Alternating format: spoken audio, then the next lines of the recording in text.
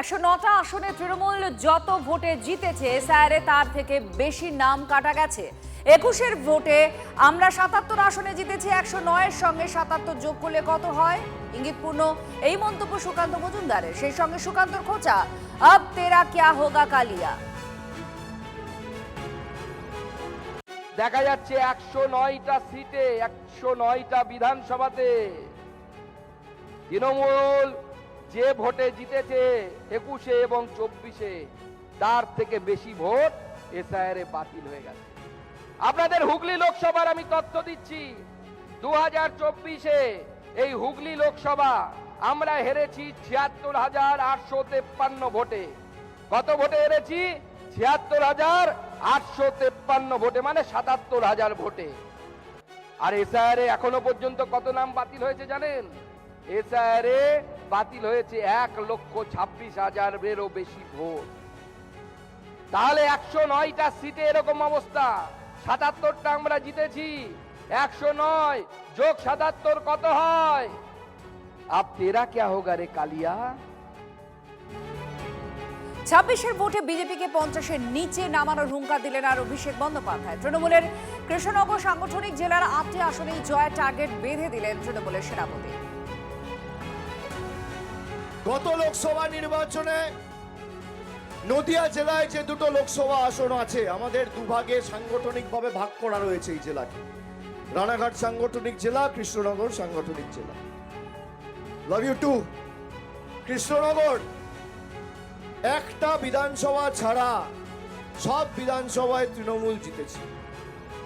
রানাঘাটে আমাদের প্রত্যাশিত বা আশানুরূপ ফল হয়নি। আমি আজ থেকে 10 দিন আগে তেহেরপুরে গিয়ে মিটিং করে এসেছি, যে স্বতঃস্ফূর্ততা লক্ষ্য করেছি, রানাঘাট সবুজময় হয়ে গেছে। কৃষ্ণনগরকে এবার 8-0 তৃণমূলের পক্ষে করতে হবে। আর বাকি বিজেপিকে 50-এর নিচে নামানোর দায়িত্বটা আমাদের, তৃণমূল কংগ্রেসের সৈনিকদের যারা এখানে আছে। তৃণমূলের আরেক সাংসদকে এসআইআর এর নোটিশ পাঠানো হয়েছে। দেব আসামেরুলের পর এবার নোটিশ বাপি হালদারকে। সাংসদের সঙ্গে বাবার নামের অমিল থাকায় সাংসদকে তলব করা হয়েছে। 28শে জানুয়ারি বিডিও অফিসে হাজিরার নোটিশ মথুরাপুরের সাংসদকে। নোটিশ আসার জন্য কমিশনকে আবার তোপ দাগছেন বাপি হালদার।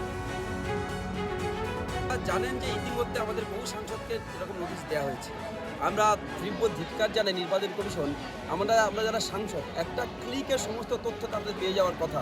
আজকের সাংসদদেরকে এইরকম নোটিশ দিয়ে মূলত ভয় দেখানোর চেষ্টা হচ্ছে, সাধারণ মানুষকে ভয় দেখানোর চেষ্টা হচ্ছে, এবং বিশেষ করে একটা নির্দিষ্ট সম্প্রদায়কে টার্গেট করা হচ্ছে। কখনো কখনো মুসলিম সম্প্রদায়কে, কখনো কখনো এসসি সম্প্রদায়কে টার্গেট করা হচ্ছে। আমি একটা এসসি সম্প্রদায়ের প্রতিনিধি, আজকের আমাকে নোটিশ পাঠিয়ে একটা সম্প্রদায়কে ভয় দেখানোর চেষ্টা হচ্ছে। দেখুন, যত ভয় দেখান, যত এসআইআর করুন, যত এফআইআর করুন, তৃণমূল কংগ্রেসকে এই বাংলা থেকে সরাতে পারবেন না। এসআইআর শুনানি নোটিশ পেয়েছেন মুর্শিদাবাদের আরও একজন শাসক বিধায়ক। জাকির হোসেনের পর সাগরদিঘির বিধায়ক বাইরন বিশ্বাসকেও শুনানিতে ডাকা হয়েছে। 24শে জানুয়ারি শামসেরগঞ্জ বিডিও অফিসে হাজিরার জন্য তলব। নোটিশ পেয়েই কমিশনের বিরুদ্ধে ক্ষোভ উগরে দিলেন তৃণমূলের যোগ দেওয়া সাগরদিঘির বিধায়ক।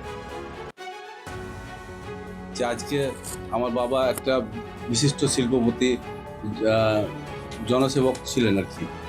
তো তা থাকা সত্ত্বেও আমাদের একটা বিশাল পরিচিতি পুরো পশ্চিমবাংলায়।